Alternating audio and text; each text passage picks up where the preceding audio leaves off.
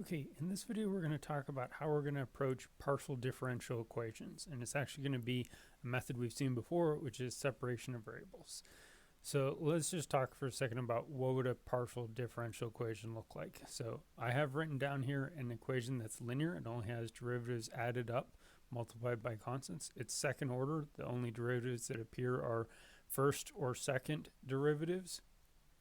And they are partial derivatives because we're thinking about u as being a function of x and y. So we have two different kinds of derivatives with respect to x and with respect to y.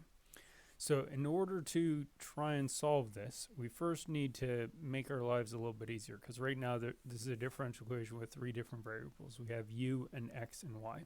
We need to cut it down a little bit. So we're going to be actually looking at product solutions. So suppose that u, which is a function of x and y, is actually a product of a function of x times a function of y.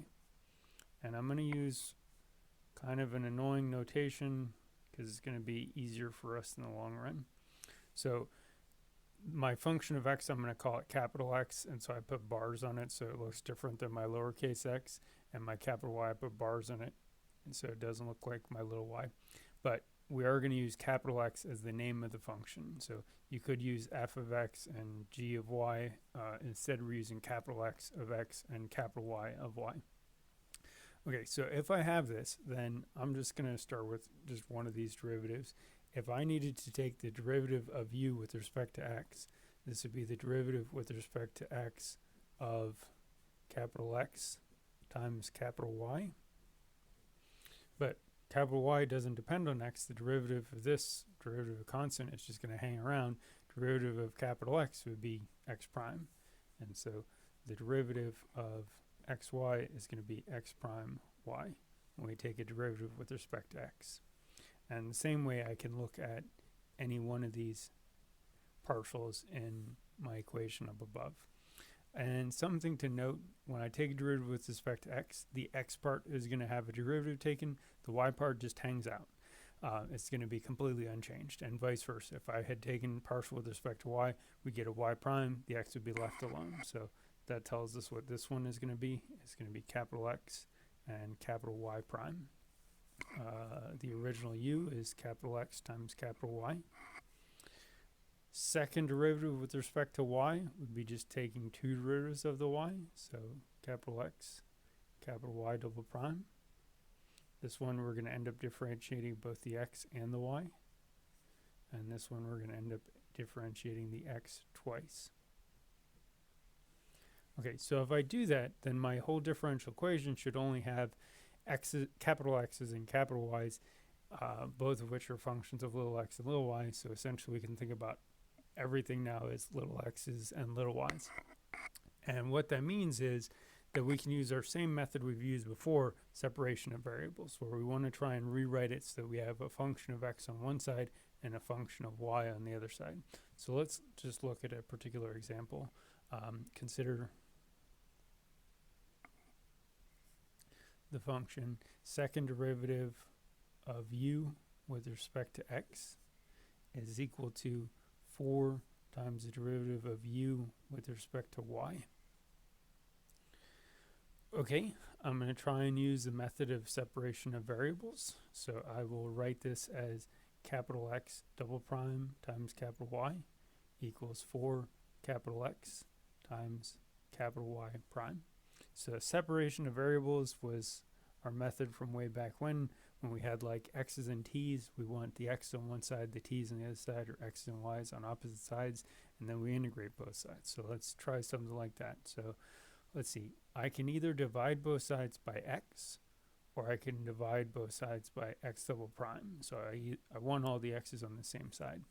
I think it's going to be more convenient to divide by x.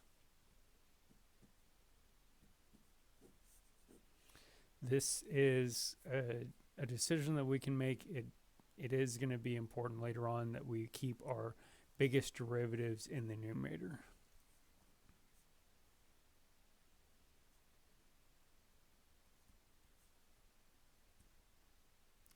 Oops. Numerator.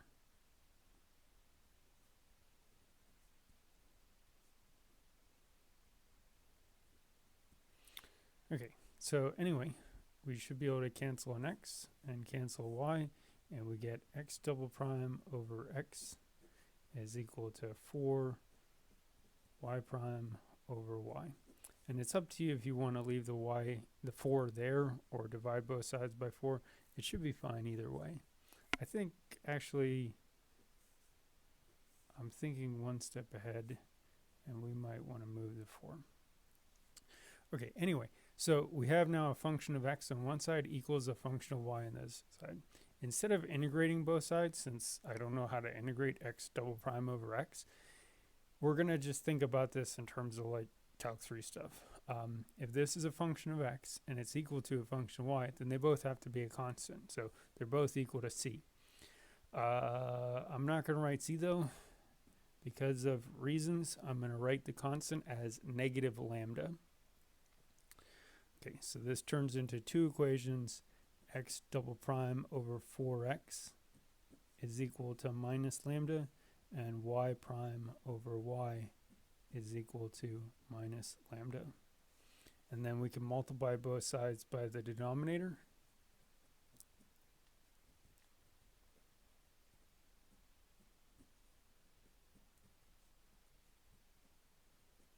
And then we like having our differential equations with everything on the same side. So let's put it in standard form. Oops, 4 lambda x.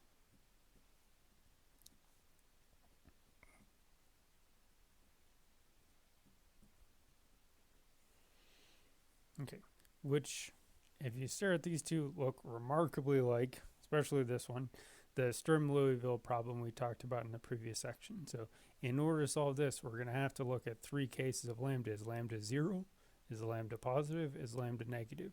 Different constants are going to give us different kinds of solutions. This is a great time to emphasize in the Sturm-Liouville problem, second derivative with a lambda in the middle, it makes a lot of sense to look at 3 cases because we have different kinds of solution for positives versus negatives versus 0. If this was the only differential equation I had, I wouldn't need cases. This has auxiliary equation m plus lambda equals 0, which means m is negative lambda. If this was all I had to work with, I wouldn't have to break anything into cases. Okay, anyway, we have now successfully separated from a single partial differential equation into 2 ordinary differential equations. There's no partials anymore, just primes. In the next video, I'll actually try and continue this and try and solve these 2.